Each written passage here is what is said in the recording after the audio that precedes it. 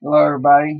So the next few presentations we're going to look at students' rights, and we're going to start with students' rights of speech and expression. So this of course is going to open up a can of worms in the sense of what does it mean to have freedom of speech, and especially when we get into freedom of expression. At what point does a student have the right to express themselves as an individual, as a member of a political or a religious institution as much as you can as a child. And what we're going to see is the court constantly weighing the right of the child as a citizen of the United States and the child as a student in a school. And what we're going to see is that the rights that you have as a citizen are somewhat diminished when you get into a school setting as a student, and that takes into account all that's happening in school, and with the emphasis that the school public education is meant to be a place of moral and ethical learning. Okay, so keep that in mind as we go through the information here, looking at speech and expression. So to get us started, I just want to give you some ideas here. You be the judge. How would you rule in these cases? A student wears a Marilyn Manson t-shirt to school. The school says the t-shirt is offensive and violates the dress and grooming policy. Now, one of the things we're going to see here as we go through here is it's all about policy, what the school has in policy. And sometimes vagueness is going to be detrimental to the school. But in this case, the school has a policy against it. You tell the student you can't wear the Marilyn Manson t-shirt. Here's an example of the t-shirt. What do you think? Do you think the courts rule in favor of the school or the student? And the answer, in this one, they ruled in favor of the school. Teachers go on strike and replace with substitute teachers. Students wanting to support the striking teachers wear buttons and stickers stating, "I am not listening to scab," and "Do scabs bleed?" The students were threatened with discipline, and these were either elementary or middle school students. For some reason I'm thinking elementary, but anyway, they weren't high school students. So who do you think the courts ruled in favor of, the students or the district? Obviously, the students were disciplined. And the correct answer, Chandler here. They ruled in favor of the students. So here's the freedom of expression case ruling in favor of students. And we're going to get the rationale behind these decisions, hopefully, toward the end of this presentation. A couple more. An elementary student received a bad grade and reacted by wearing a t-shirt that had the following saying on it: "Unfair grades, racism, and I hate Lost Creek." The principal imposed disciplinary actions. That previous one, the Chandler case, I do think was high school. This is the elementary case. So we have elementary students wearing this stuff to school and disciplined for that. So what do you think the courts came down on this one? And the answer is the Vigo County School Corporation, the students. You be the judge. A student wears a t-shirt that states "George W. Bush, chicken hawking chief." The shirt showed President Bush as a chicken surrounded by pictures of oil rags, dollar symbols, a razor blade, cocaine, and a martini glass. A pro-Bush parent complained the school invoked the policy of no drug and alcohol and forced the student to reverse the t-shirt. He came back wearing a t-shirt with cocaine and the martini covered in tape that read "Censor." The school suspended the student. Now, I'll add that this student had worn this shirt numerous times to school, and it was on a field trip that they said that it was inappropriate. So the student had covered up the cocaine and martini because that was what violated the school policy. So in the case of Giles versus Marino, who won, the student or the school? In this case, it was the student. Students, another one here, students wanted to express their support for sexual orientation. The school permitted a gay straight alliance group to hold a day of silence to teach tolerance. In response, a group of students held Straight Pride Day and wore t-shirts with anti-gay slogans, one of them being, "I will not accept what God has condemned." A fight erupted and the school ordered the student to remove his t-shirt, the one that said Straight Pride Day. So who's going to win here, the student or the school? The correct answer is the school. One or two more here, I think. An 8th grade student wears a t-shirt that has the misshapen boy in a school-sponsored t-shirt making contest. The school prevented the t-shirt from being worn. So here, they had a t-shirt contest, and the t-shirt in question had a misshapen boy perceived to be making fun of special education students. The school banned it. Who's going to win, the student or the school? And here the school won. The school wants to implement school uniform policies. Students protest by wearing buttons with the red slashes say no school uniforms. Here's an example of the button. The boys in the picture were actually Hitler Youth, though, but no swastikas were visible. So if you look close, somebody figured out these were Hitler Youth. So who's going to win in this case? The school is telling the students they cannot wear these buttons. The students say they're protesting uniforms. Is this freedom of expression and speech? The courts ruled in favor of the students. They were allowed to wear the uniforms. So let's start, obviously, with looking at what we're talking about. So here we're talking about the First Amendment. Okay, Congress shall make no law respecting an establishment of religion or prohibiting the free exercise thereof. And when we get into religion, we're going to look at both sides of that, the Establishment Clause and the Free Exercise Clause. Here we're looking at abridging the freedom of speech, and to a small extent, or of the press, or of the rights of the people to peacefully assemble and petition the government for redress of grievances. So for this presentation, we're going to be concentrating on speech, with a slight nod to the press. So remember what I've told you. Everything starts, think of court cases, jurisprudence here, meaning all the cases involved in a decision. Think of them as like a tree trunk, and the main case being the trunk, and then as we go through and interpret that, we're going to see branches come off. So in the area of free speech, we actually go back to a 27 case, Whitney versus California. And out of this case, although the rights of free speech and assembly are fundamental, they are not in their nature absolute.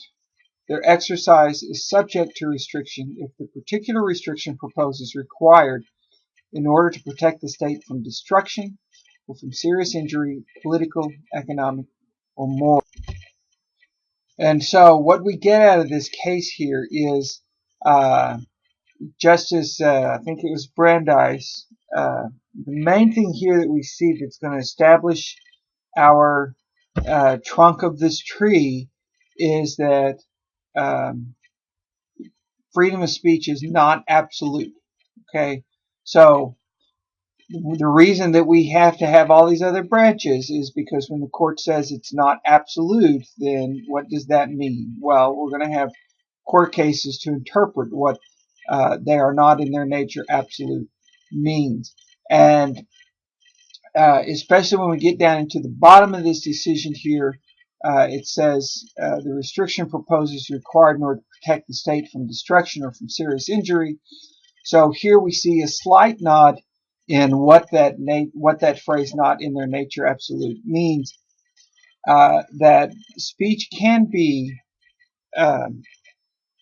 restricted in order for the state to be protected from serious injury, political or economic or moral destruction. So here we're talking about the state, meaning the government. But let's move into the realm of education, because remember what I said when we first started. So in education, uh, the courts are trying to balance that line between your rights as a citizen and your rights as a student.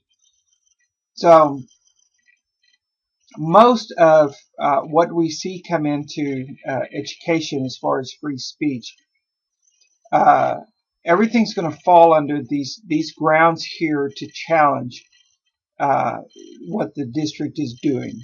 Okay, and so the first ground of challenging the district action is called ultra vires.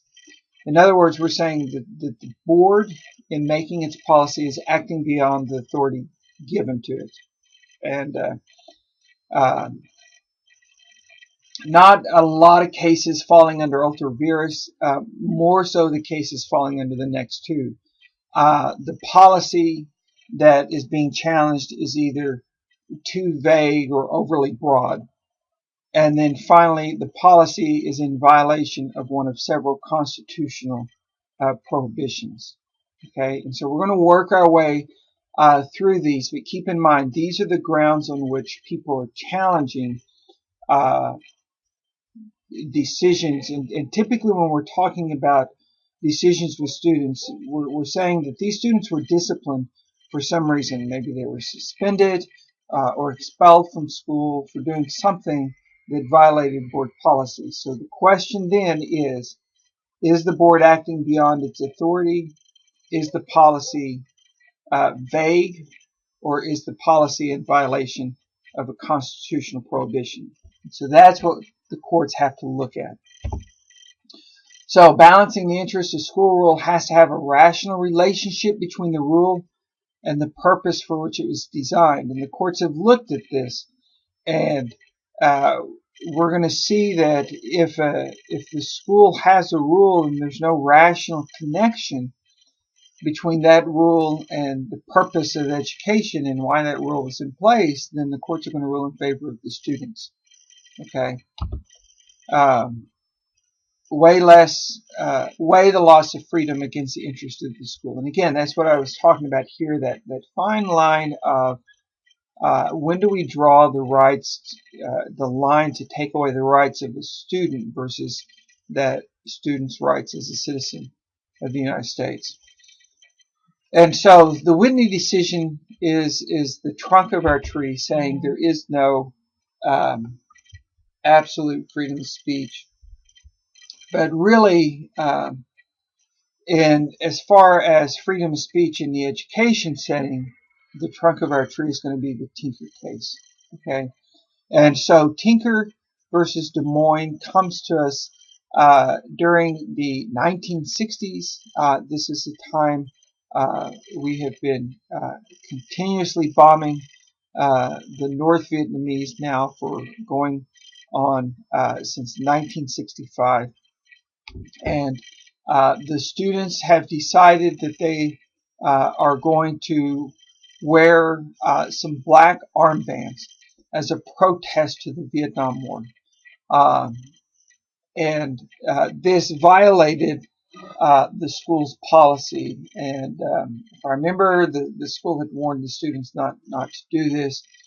And Mary Beth Tinker, who was in Tulsa just a few years ago, talking, the group had decided they were still going to go ahead and do it, and so the students were disciplined, and it went to court. And in the case of Tinker versus Des Moines, the court ruled in favor of the students. Okay, so what you need to keep in mind is the rationale behind the decision. And what the rationale behind this decision is that in the Tinker case, there was no disruption of the education process that took place. And so the court's now applying the Tinker rule. These big cases are going to probably have some type of rule or test associated with them as a result of their making it to the court. Uh, the court has determined that if there is a reasonable forecast of substantial disruption, then districts can curtail freedom of speech by students. But in the Tinker decision, there was no reasonable forecast of substantial disruption. The courts went on to say that the disruption had to be physical, hurtful to the intellectual school environment, and not certainty of disruption, evidence to support the expectation of substantial disruption.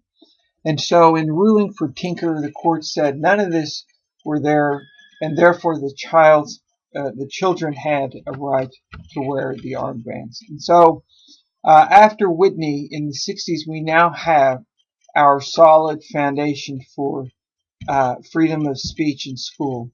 And this case will be used to interpret, among a couple of others, as we will see, all the current freedom of speech cases going on.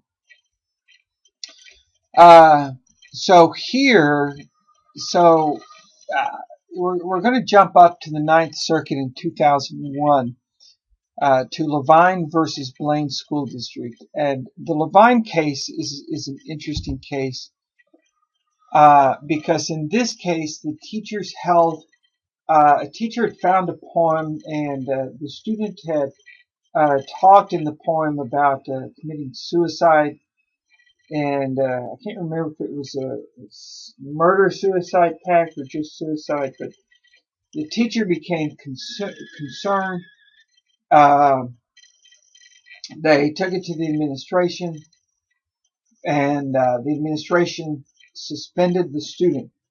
Of course, the parents sued and said this is a freedom of expression. Especially in a class where you're asked to write about your life as a poetry, a literary work. So the school deemed this as concerning and therefore suspended the student. And when it went to the court, now this only went to the Ninth Circuit. This Ninth Circuit is out in California. It did not make it to the Supreme Court, so the Ninth Circuit ruling is considered to be the ruling unless you live in an appellate jurisdiction. Of course, remember, we live in the 10th Circuit jurisdiction. The 10th Circuit may interpret things differently if they had a similar case, but unless there's no similar cases, then we look toward the Ninth Circuit for guidance here. The courts upheld the suspension of the student based upon the evidence, and here's why. The family background of the student, the past discipline problems of the student, suicidal ideations of the student, and finally reports of the student having stalked a girlfriend. So based upon all this evidence, the courts ruled that the district had done its due diligence in suspension and was not in violation of the student's rights of expression. If these things had not been in place, though, chances are the courts would have ruled in favor of the student, not the district. So that's just kind of a leap forward a little bit. Again, we're just interpreting, fine-tuning what we are talking about in freedom of expression. So applying Tinker to this, was there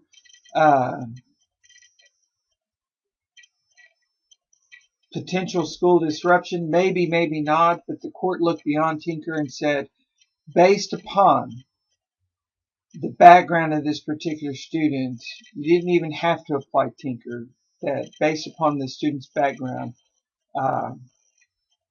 we feel that the suspension was valid. Okay, so that's how we see the courts taking Tinker. So we're first going to look at Tinker to see if there's suspected disruption. And then if not, we might apply the Levine test and say, well, what about the student's background? Does that warrant anything? Okay, so you can see how that works and how our tree is growing. So let's get back to Tinker here. And so after Tinker, we have the case of Bethel versus Frazier. And in this case, this was a particular case involving a student running for government, a student government position. And Frazier was the student in question and was going to give a speech, and the speech was peppered with lewd language and obscene language. And so it's going to make its way to the Supreme Court in '86. And so based upon Tinker, looking at freedom of expression based upon Tinker, is there chance of disruption? No, there's probably not disruption here. I'm sure that being around middle school and high school students, this was high school, being around high school students, they probably laughed at it, so there's no disruption of the school process. But the courts then applied the Bethel test. Okay, and the courts came back and said, as I said, disruption is not an issue under Tinker. That's not going to happen. But the lewd speech and sexual innuendos that were in the speech given by the student were not political speech. Okay, and you can see what's happening here is the courts drawing these distinctions between citizens and between students in a school. And so even though Tinker didn't apply, the courts came up with the new test, the Bethel test, and it deals with lewd speech. And these are not protected speech in schools. Okay, and so therefore the courts held for the district and the student was suspended. So there's one more important case that we're going to look at that really forms the foundation of what we see courts use when dealing with freedom of speech, and this is Hazelwood versus Kohlmeyer. We're going to look at Kohlmeyer a little bit more when we get into freedom of the press, because this had to do with school-sponsored newspaper.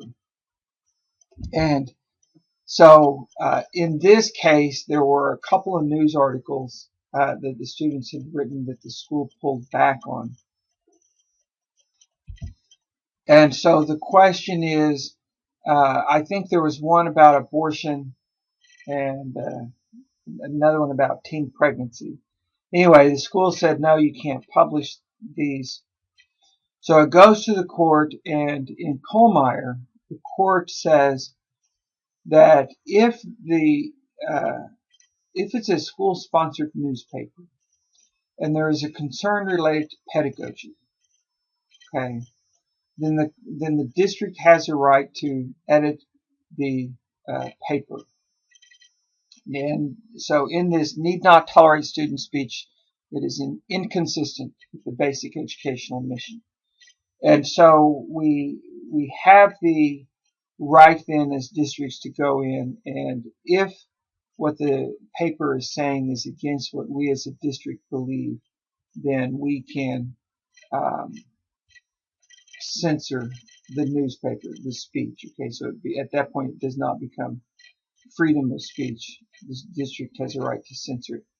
And so, of course, that's going to bring up some issues, because I'm telling you, I promise you, what might be tolerated at an urban high school in Oklahoma City or Tulsa would probably not be tolerated at a high school in southeastern Oklahoma or far southwestern Oklahoma. So a lot of this is going to be contingent upon the district in which you are working. Okay. More importantly, though, Kohlmeyer brings in what's called form analysis. And we're going to cover a lot about form analysis. And this does not just apply to schools, it applies to governments as well. And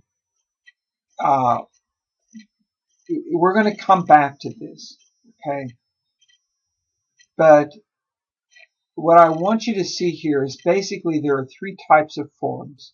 There's closed, limited, and public. And schools are going to start out as closed forms.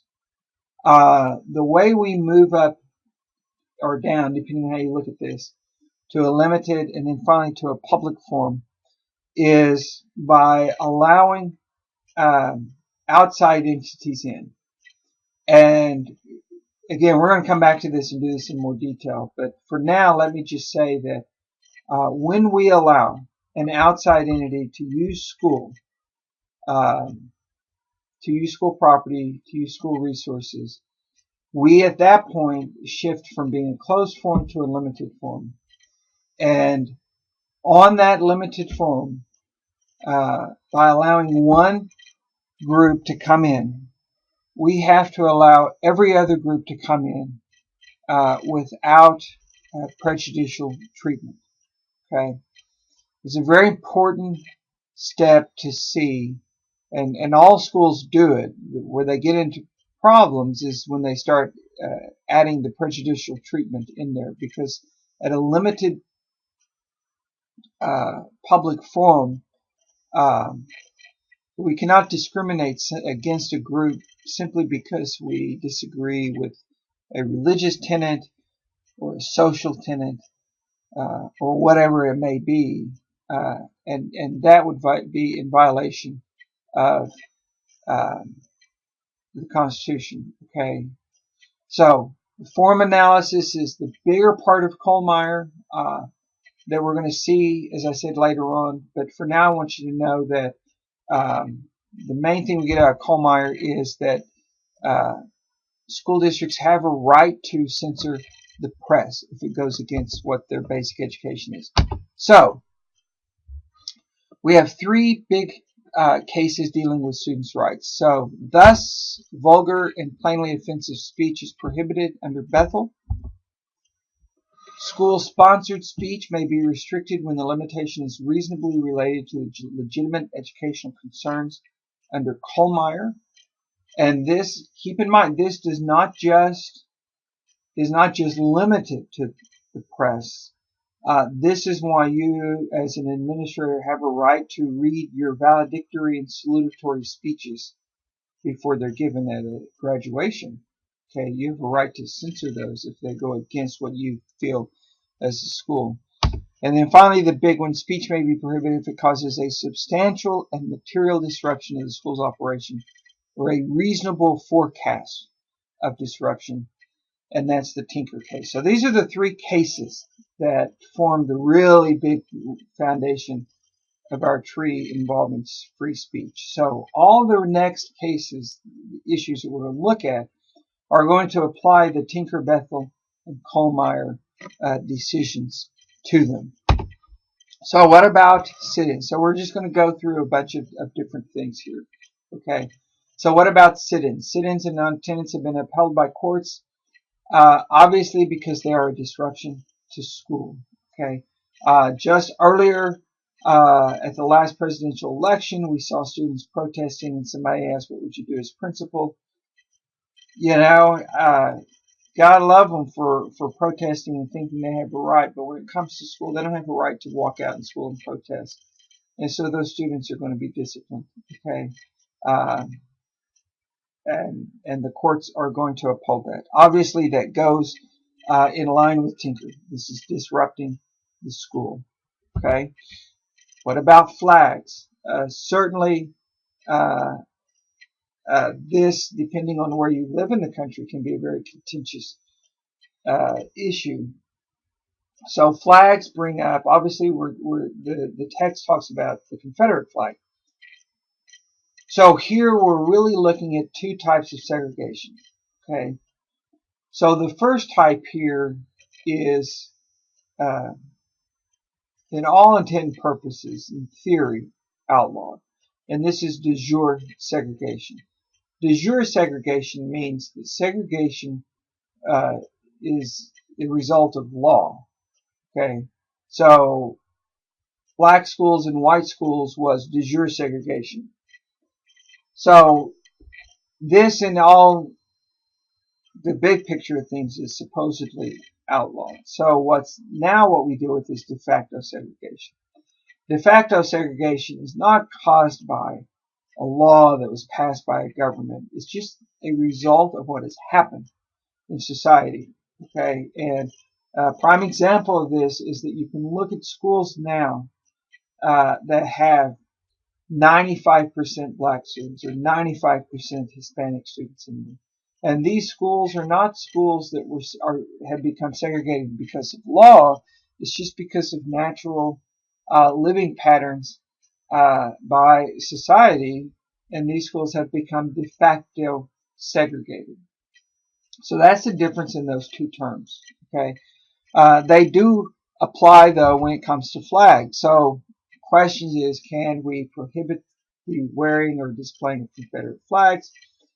And the courts have ruled that prohibitions of the Confederate flags have been upheld where racial tension has been fueled by the use of the flags, but not where de jure segregation has occurred. So in other words, what the courts are saying here is we're not just simply looking at where de jure segregation happened. We're looking at the racial tension within the school or in the district.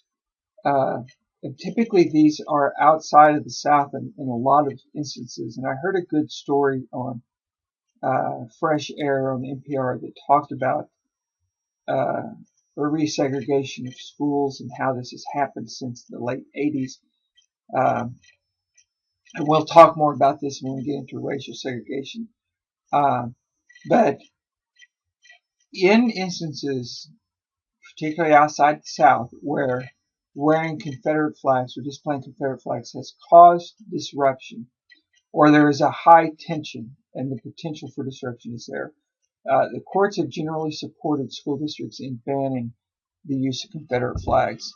So the main principle being used here is if it causes racial tension or disrupts or has a reasonable forecast, and that's the Tinker rule, then courts will probably uphold the policy of prohibition of the display of the flag.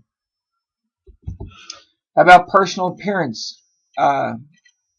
Here we're talking about different things such as school uniforms, hair length, and things like that. General principles, schools may make reasonable rules controlling student conduct, dress, and personal appearance. And what you have to show is that your rules they're rationally related to an educational goal of the school, okay? And that these rules will prevent the disruption of the educational process. And so when it comes to uniforms, the question is, can schools require uniforms?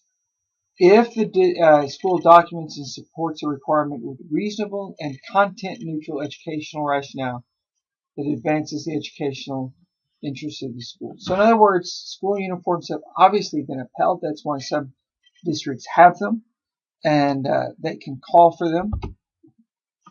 Again, the rules here and the rationale cannot be too broad, vague, or ambiguous. And they do have to relate somehow to an educational purpose. But in general, school uniforms have been upheld and moved forward, especially when disruption in urban schools, when we see disruption through the use of clothing associated with gang violence and things like that. You know, the courts have clearly come down on the side of schools. How about other manifestations of expression, such as piercings of ears, nose, tongues, and tattoos?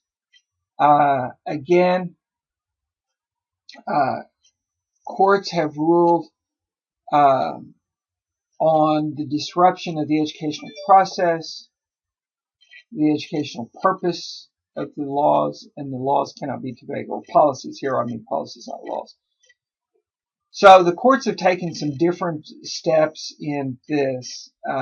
Your text talks A little bit about some elementary students who were suspended for wearing earrings, elementary boys, and the courts have upheld it.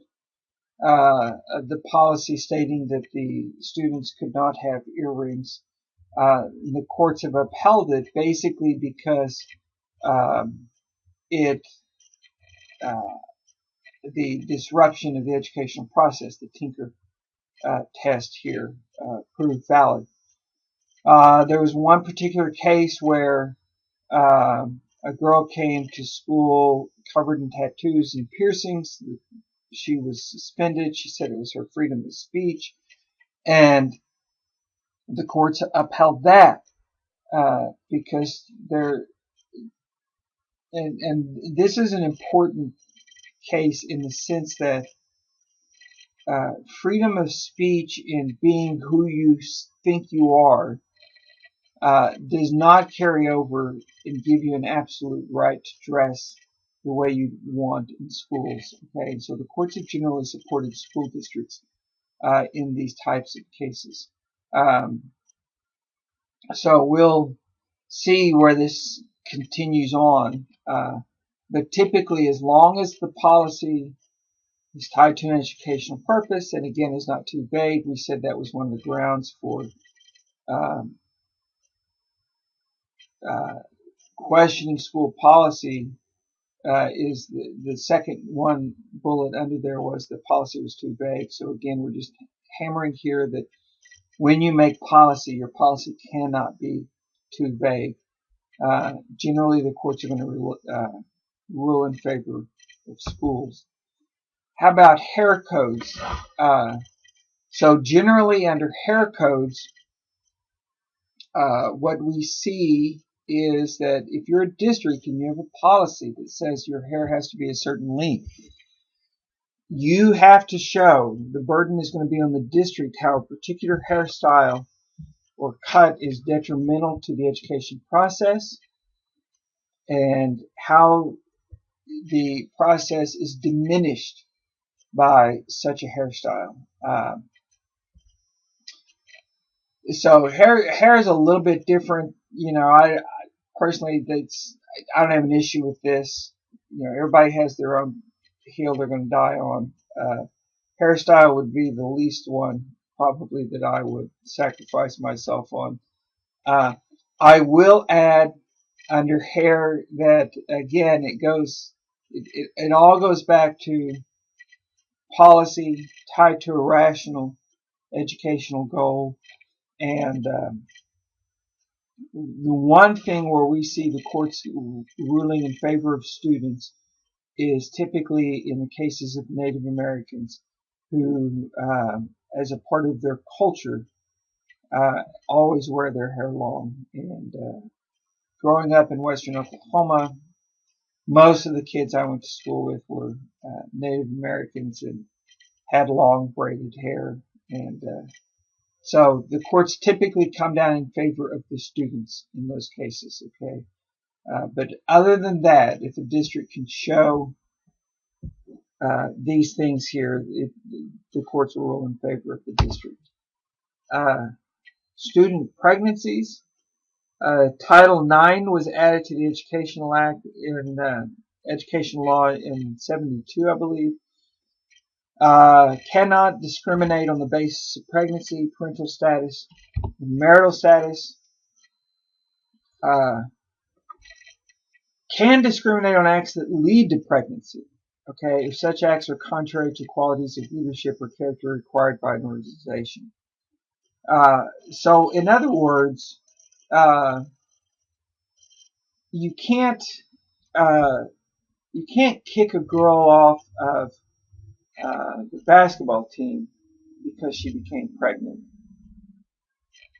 As far as extracurricular activities, what this extracurricular activities here is talking about is things like National Honor Society, where there's a code within the organization that talks about leadership and character and so forth.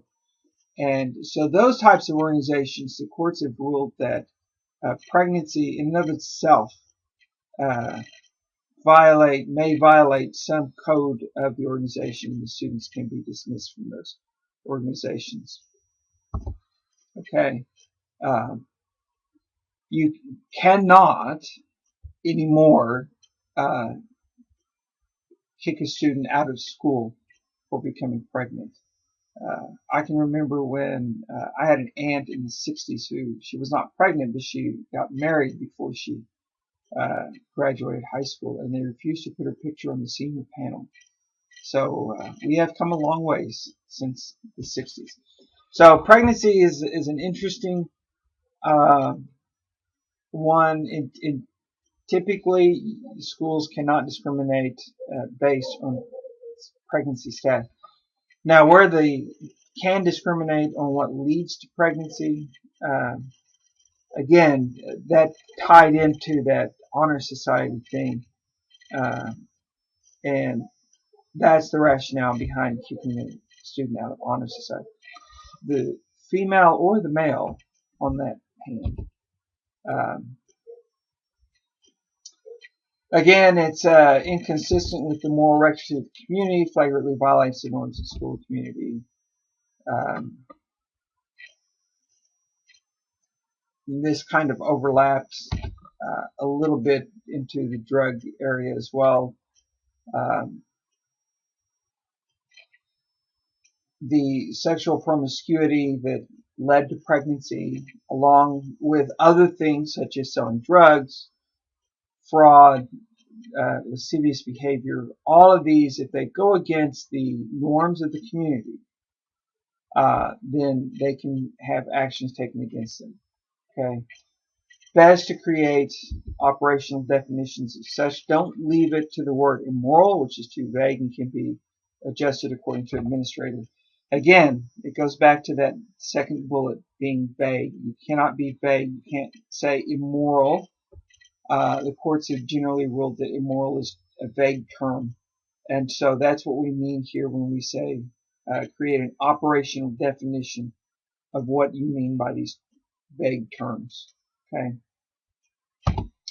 Marriage. We mentioned marriage just a little bit when I was describing my aunt and how things have changed since the 60s. Typically, education is more than a privilege. Educational activities are offered to one student must be offered to all students, regardless of marital status. So, married and pregnancy,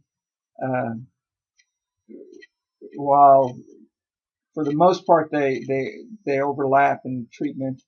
And when it comes to marriage, the courts have pretty much ruled that if a student decides to get married while they're in school, they still have a right to participate in all the educational activities that are offered.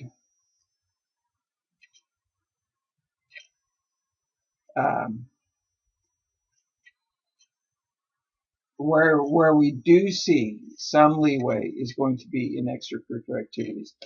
But again, this one is a tough one. You're going to have to show that being married is so contrary to the morals of the community and the school that it gives you a right to deny a student extracurricular activities. Extracurricular activities are not guaranteed, but it doesn't mean that you can pick and choose without discrimination. So, anyway, how about drugs, tobacco, and alcohol? Courts are generally going to rule in favor of any policy, as long as it's not too vague, that supports the curtail of drugs, alcohol, and tobacco.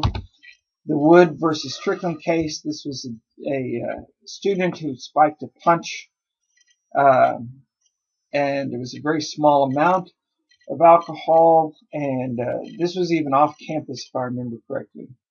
It was out of school, and the school disciplined the student, and the school went through all the due process procedurals, and the courts upheld the policy and stated the schools can prohibit drugs, alcohol, and weapons on school grounds or in off-campus activities which bear on the conduct of the school. The key here is that you have to have a policy in place. It cannot be too vague. State and federal statutes are in effect. They're always in effect. But schools should provide policy as to what happens with students when they violate these policies. Okay. Alternative placement for suspended students.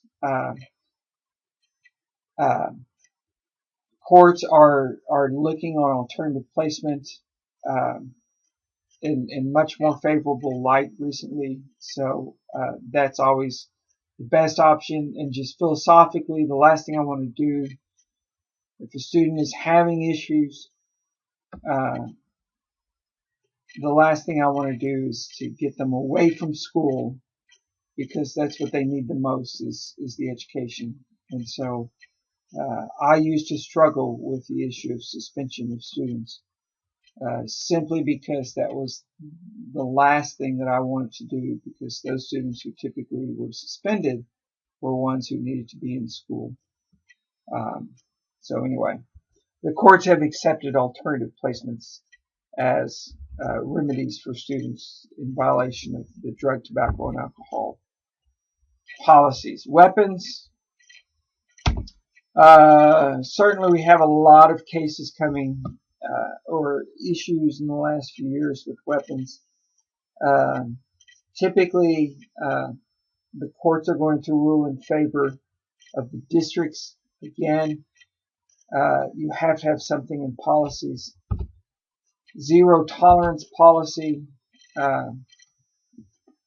In this Fourth Circuit case in 2001,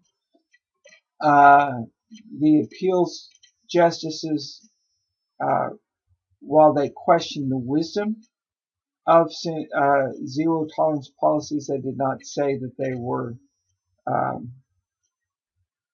illegal. Zero tolerance meaning whatever you find. If you have a policy that says weapons as defined as blank, blank, blank, if discovered, will result in automatic suspension of 50 days. And then you find a plastic knife, and what are you going to do at that point? Personally, I'm against zero tolerance policies. Again, it goes back to that idea that as an education system, our inputs are all unique in many ways, and that zero tolerance policy really leans toward that idea that there is no uniqueness and that everybody is the same, and I just don't like it. Here we see an appellate jurisdiction ruling for the district. If I remember correctly, they ruled for the district, but questioned the wisdom of the zero tolerance policies. Ex post facto, meaning can you pass a policy and then or if you don't have a policy in place, or your policy isn't specific enough and something happens, can you update it and then punish the student based on the updated policy? And the answer is absolutely no. So you have to have periodic review of your policies to keep up to date with what's happening in society. So let's have a quick review section here. We didn't really mention this, but hopefully you get the idea here of this particular question. In general, the issue of search and seizure in public schools is according to the standard of what? In general society, it's probable cause, but in schools, it's reasonable cause.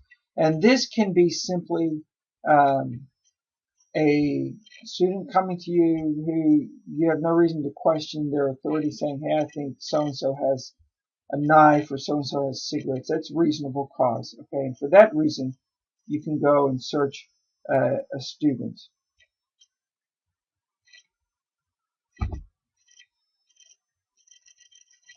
According to Whitney versus California, 1927, freedom of speech is a blank is a fundamental right, not an absolute right. Okay. Which of the following court cases place the wearing of black armbands as protected speech? This is the first of our three triad cases, as we call them. The black armbands was Tinker. In which of the following court cases did the Supreme Court rule that lewd speech of sexual innuendos is not protected speech? This, after Tinker, we get the breakdown then of the second part of our case test. Is it just going to be disruptive? Is it lewd? And that is the Bethel case. And the third part of our test deals with Hazelwood and Kohlmeyer. And in this, a public school setting under the definition of Hazelwood-Kohlmeyer is considered a blank form when dealing with speech. And here it's considered a closed form. Okay, and we're going to come back into those forms because they're very important later on. So don't worry if you're still a little bit confused in that. We'll cover it so much you'll understand it. Under which Supreme Court case could an administrator curtail a sit-in and non-attendance demonstration by students during the day? So this is not a specific case here. What I want you to look at here is based upon the tests that come out of each of these cases. If you wanted to say you're going to stop a sit-in, what case would you use as a precedent? And here you'd use Tinker. Segregation by government action is called blank. So in other words, when the government specifically passes laws, this is called de jure segregation. Which Supreme Court case could an administrator use to prohibit the display of the Confederate flag in Selma, Alabama? Here I think it would be obviously freedom of speech. We go to that first case, not the Whitney case, the first one after Whitney. Our test of school disruption, and that would be the Tinker case. Of the three types of forum which can take place on school property and maintain protected speech, a limited forum, and that's what we'll see when we talk about school forums. Which of the following court cases dealt with forum analysis on public school setting? The forum analysis is our Kohlmeyer case.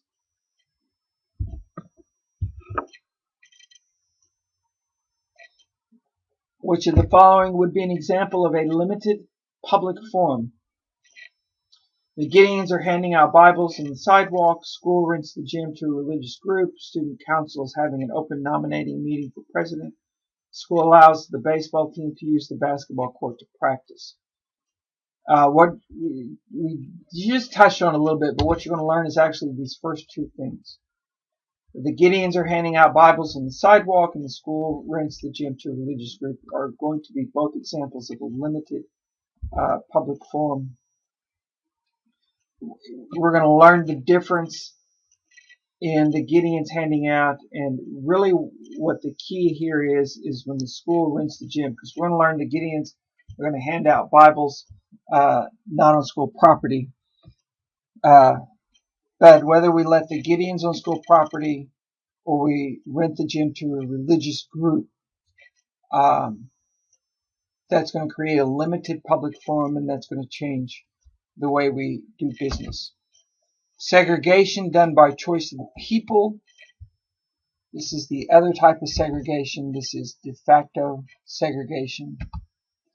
Which type of forum is created when student groups are allowed to meet for non-curricular purposes? This is a limited open forum. I probably should review just a little bit more about those types of forums because I didn't really go over this very much. So you have a closed, a limited, and a public forum. And keep in mind that schools typically start out as closed forums. Okay, and that's what we saw earlier. When we move to a limited forum, that means that we,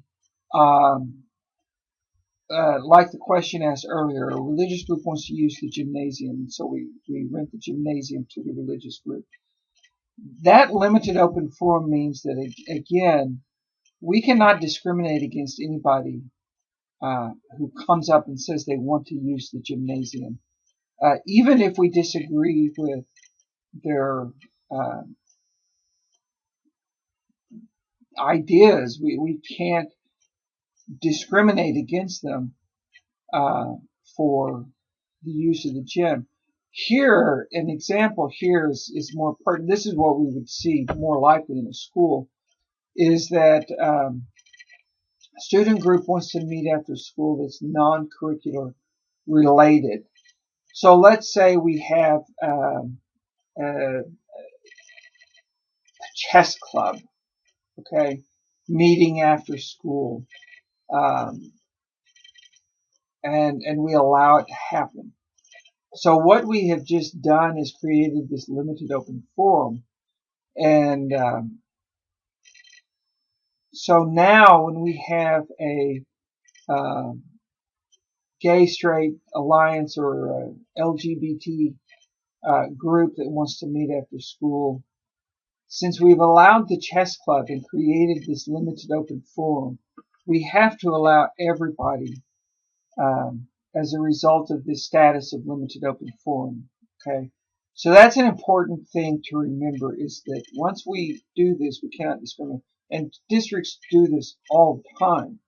Where districts get in trouble is when they do discriminate against a particular group or against a particular club that's wanting to form.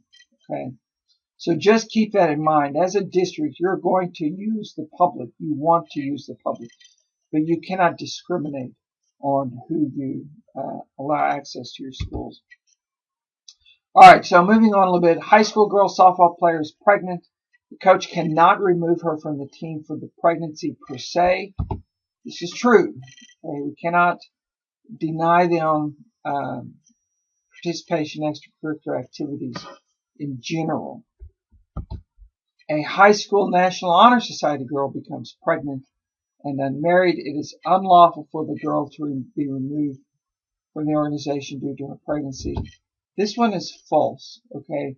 And again, it goes to the tenets of the organization, being of high moral ground, and the fact that she became pregnant and she is unmarried kind of goes against that. And so in this instance, removing her from the National Honor Society has been upheld. Generally, there is no difference between student-distributed religious publications and other non-sponsored materials. This is true.